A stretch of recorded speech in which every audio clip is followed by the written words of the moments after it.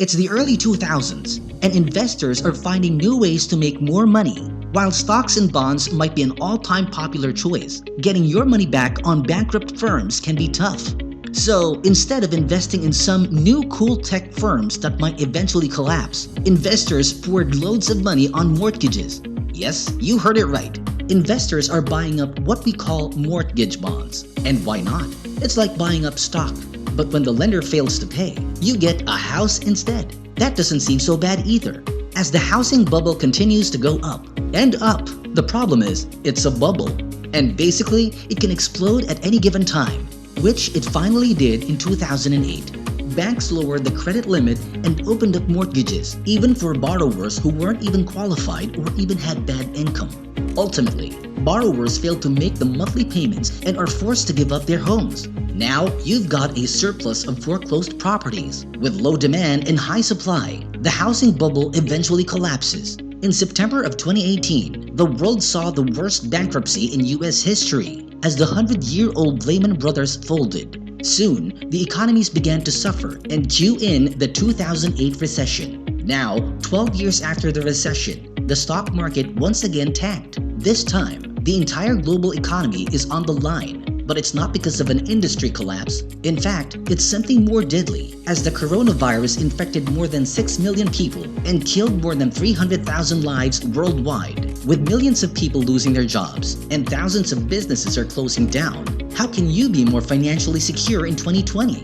So, wait up, are you ready? Because today, we'll talk about how to get rich during this recession. But before that, please do us a favor. Like, subscribe, and hit that bell button so we can keep you updated on the latest financial tips and trends. In June of 2020, the World Bank announced that the global economy is expected to shrink by 5.2% this year. The downturn signifies the deepest recession since World War II. While it might be a little sad, it's not the end of the world. Just like in previous recessions, economies will ultimately bounce back.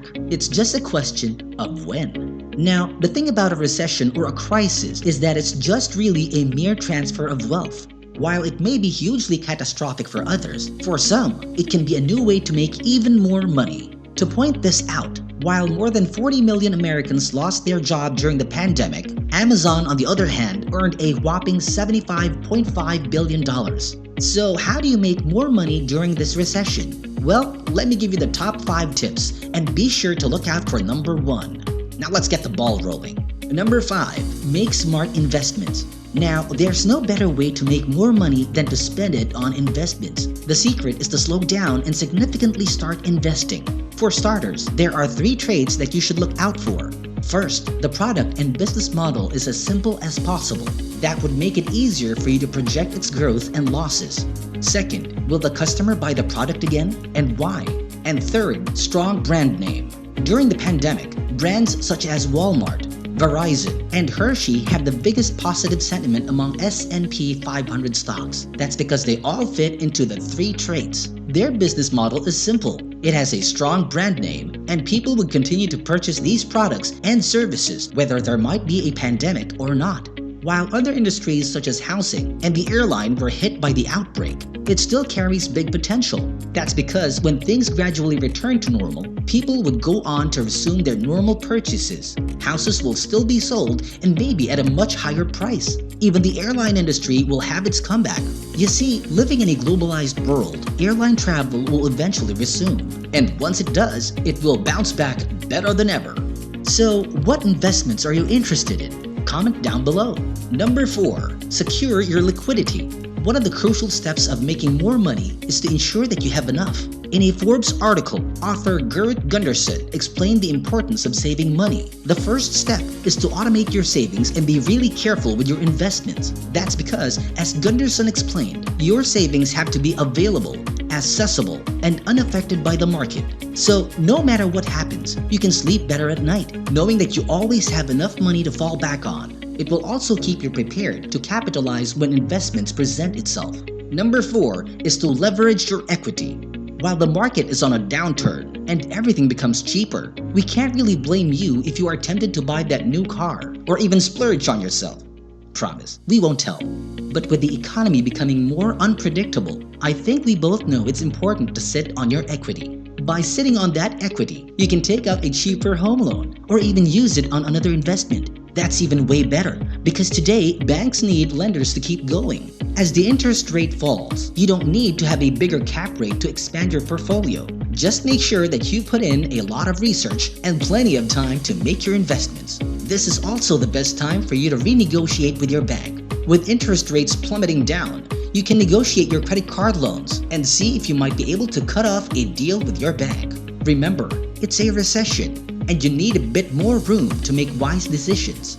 Number 3. Stop the losses. If you have already invested in a losing company, the best way is to stop your losses. By setting up a stop loss, you can immediately divert your money to another investment, and once the stocks go down a certain percentage. That means you don't have to participate in a collapsing economy or watch your stocks go down. Stop losses can give you a safe space to lay on your bets.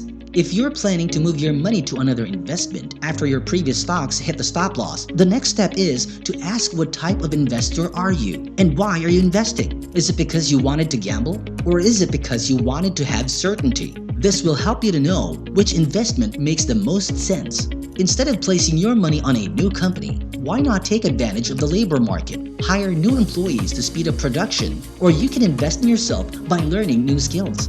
Okay, now we're closing in on the top tip. Are you ready? Number 1, save up on your taxes. With the ongoing recession, you have to find legal and even ethical means to save up on your taxes.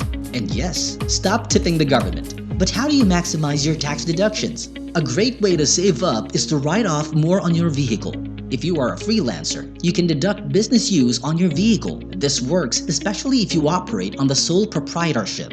Why? Because you're using it from your home office to go to another office. Just make sure to separate your work from your personal use.